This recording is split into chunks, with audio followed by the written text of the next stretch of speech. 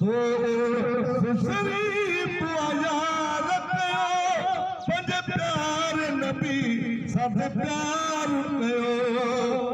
शार जदी गाए तो जिते वो साल तो मुझे हबीब करी मौजूदा ओहिन आस्ताने से नहीं महा अरबिया दे तना जी मुबारक थई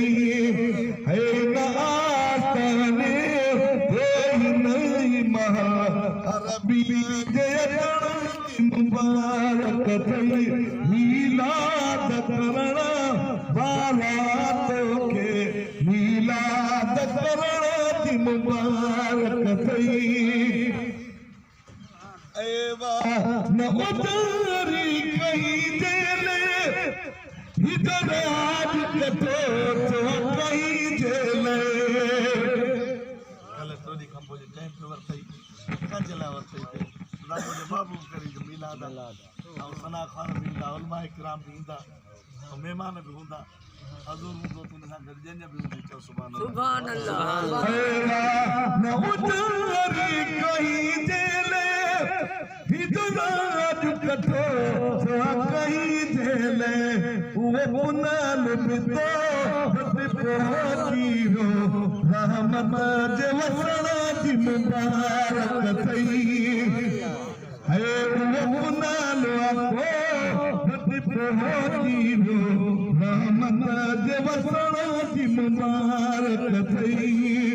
मिलाद करना वाला मिलाद करना जी मुबारक थई कोन जी खुशी तो करे महबूब जी मैं पल तो भरी को कहे जी न जी खुशी तो करे महबूब जी मैं पल तो भरी ये ना जबला तई क़यामत तई उतरा जद सणा जी मुबारक थई ये तो खुदा जमती ने रसाई दी दो असा सुपाई करे सकोंदा ओ ये ना जबला तई क़यामत तई उतरा जद सणा जी मुबारक थई मिलाद करना बारात के मिलाद करना जी मुबारक थई सुभान अल्लाह मैं तू मैदान दिसी तू मुरी की प्यो मेहमान दिसी तू मुरी की प्यो मेहमान दिसी दन ईदन का अजा ईद मथे महबूब मिलण जी मुबारक थई ओ मिलाद करना बारात के मिलाद करना जी मुबारक थई कबा रमदीने मिया वई ओ रशनी का यमलक लही है रशनी का यमलक लही नंदनी वदनी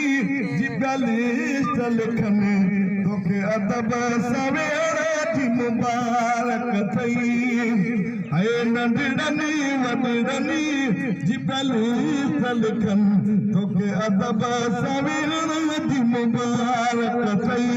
मिलाद करना बारात के मिलाद करना जी मुबारक थई तुझे भाग समी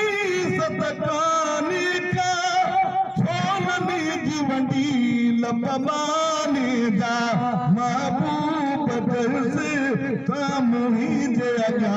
छोलन पोतना जी मुबारक थई महबूब दयो तामुही जगा छोलन पोतना जी मुबारक थई आखिरी मिसरा ये तवा चाहो तो नहीं नाच पढ़ो फकीर चाहो तो मुकयो मुके नाच तो पढ़ो औ थोड़ा सुखया सलवात तो पढ़ो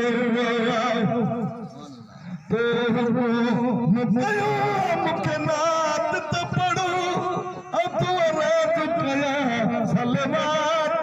पढ़ो तारीफ त करूं तो पढ़े तो मालूम बुधण जी मुबारक थई है तुझे तेरो ॾिसी चंड तवाद रहो तुझे हुस्न पे रसूल अल्लाह है तुझे तेरो ॾिसी चंड तवाद रहो तुझे हुस्न पे रसूल अल्लाह चंड तोराची जग ते पीछे तुझे नूर रसूल